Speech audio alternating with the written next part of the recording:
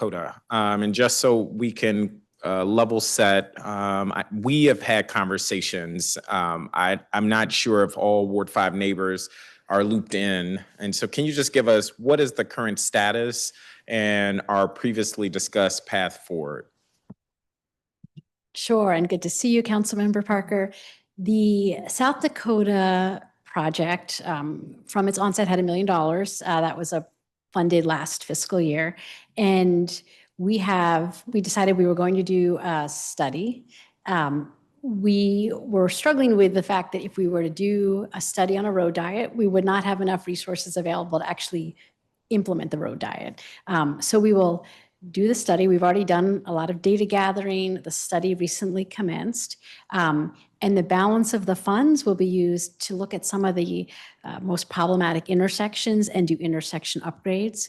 And then when there are more resources, we can talk about doing a full corridor work. But I think this is the way that we can get the data and information we need, and then also get some quick wins in terms of some improved conditions. Awesome, thank you. So just level setting with the public, because of limited funds, we are going to make the most of what we have available to get the study done and to address safety concerns at certain intersections. And so that should be the headline, that we are going to improve the safety of the corridor, even if we're not going to go all of the way in some ways that some neighbors think. And we have discussed going back to the community once that study is completed.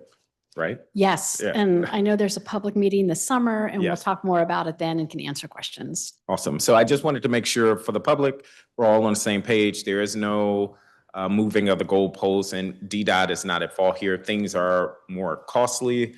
It's also worth noting in last year's budget, I believe we secured money for Michigan Avenue to conduct a study, and that money is no longer available. So previously we had thought we could use that for a part of the work on South Dakota. That is not possible because that money was swept. I just wanted to make sure we got that on the record. We discussed at your performance oversight director that DDOT has only 10 truck restricted route enforcement cameras to deploy. While 4 of these cameras are located in Ward 5, constituents experience current enforcement levels are insufficient to change behavior. So I'm thinking about roadways like First Street Northwest and Franklin Street Northeast. Would you embrace the committee investing in more cameras to bring enforcement resources in line with the need?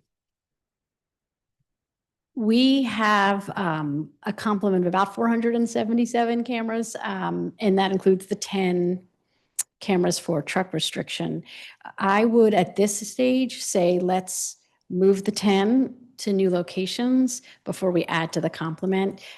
While there is a cost to adding new cameras, there's also some contractual things we would need to open up. And I think our goal was to see what we could optimize with our existing complement before we added new. So I think we can get there and accomplish your goal without adding new cameras. Okay. If hypothetically speaking, there were new cameras added, would you need more staff to complement the cameras or along with the new cameras? We do have a ratio of staff to cameras, so we would need to keep our eyes on it. I don't know when it comes to the a handful exactly what that would look like and if we could absorb it, but just in general, I do think that we have an enormous number of cameras for the size of our city, and I would rather see what we can do. I still think we can optimize with the existing complement. Okay. I just would say, especially for our neighbors on main thoroughfares or routes that see a lot of truck traffic, namely in Ward 5, more is needed. So if that means moving more cameras to Ward 5 or purchasing more, I think we just need to act more aggressively here. One priority for me this budget cycle is addressing persistent flooding issues that make the MBT impassable for on foot under the New York Avenue Bridge. My understanding is that DDOT has received numerous complaints about this in the form of community responses and resolutions from ANC 5F in particular.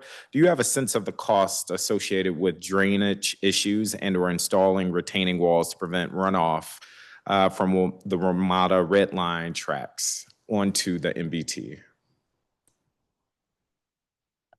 Off the top of my head, I actually am not prepared to answer exactly what's needed.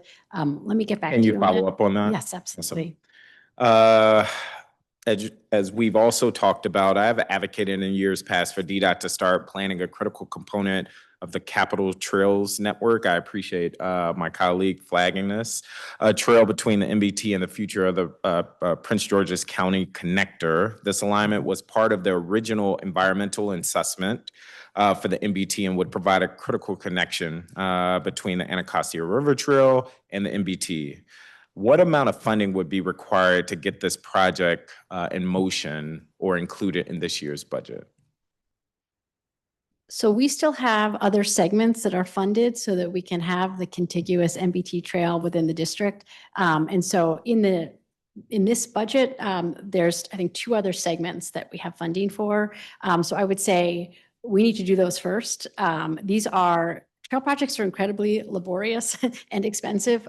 So I don't have an estimate for us to extend beyond what we currently have, but I would just say. Could you follow up with an estimate? I would just say with our Even if we bandwidth. wanted to, because I hear what you're saying, let's prioritize the projects that we have funding for. Even if I conceded to that, maybe I can convince my Ward 6 colleague to include a project in the out years.